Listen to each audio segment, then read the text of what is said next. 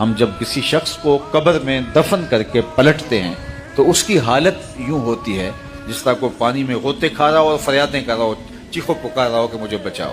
یہ حالت اس مرنے والے کی ہوتی ہے۔ اس وقت ہم سارے چاول کھانے میں لگے ہوتے ہیں۔ اس مشکل اور آڑے وقت میں وہ انتظار کرتا ہے کہ میرے لیے کوئی دعا کرے۔ لوگ بحث کر رہے ہیں دعا کرنی چاہیے یا نہیں کرنی چاہیے، اور وہ انتظار کر رہا ہے کہ میرے لیے کسی کے ہاتھ اٹھے۔ میں ایک بات کہا کرتا ہوں، اگر آپ کی توجہ ہو، بیٹا انٹرویو پہ بیٹھا ہو تو لوگ ہمارے پاس آتے ہیں کہ وہ آج انٹرویو دینے گیا ہے، آپ دعا کریں، اس وقت وہ کمرہ امتحان میں ہے۔ لیکن یہ جو انٹرویو ہونے لگا ہے، جس کو قبر کے اندر منکر نکیر لیں گے، اس سے بڑھ کر اوکھا وقت نہیں ہو سکتا۔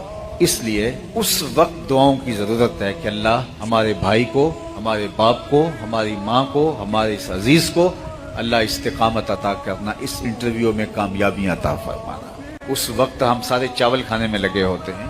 وہ بڑا مشکل اور آڑا وقت ہوتا ہے جب قبر میں ہم ڈال کے آتے ہیں، تو اس وقت خلوص کے ساتھ، اس لیے فرمایا گیا اتنی دیر تک قبر پہ بیٹھا جائے جتنی دیر تک ایک اونٹ ذبح کیا جاتا ہے، اس کی کھال ادھیڑی جاتی ہے، اس کا گوشت بنایا جاتا ہے اور پھر لوگوں میں تقسیم کر دیا جاتا ہے۔ جتنا وقت اس کام میں لگتا ہے، مسنون یہ ہے کہ تدفین کے بعد اتنی دیر تک قبر کے اوپر رکا جائے، ٹھہرا جائے، تاکہ صاحب قبر مانوس بھی ہو جائے اور آپ اتنی دیر دعائیں التجائیں کرتے رہیں، آپ کا دل اس کے اچھے انجام اور اس کے اچھی کامیابی کے لیے دھڑک رہا ہو، اور اللہ تعالیٰ جل شانہ اس کے اوپر رحم فرمائے۔ لیکن آج جس طرح باقی چیزوں میں بہت تیزی آ گئی، آج ہم بہت کم وقت دیتے ہیں مرنے والوں کو۔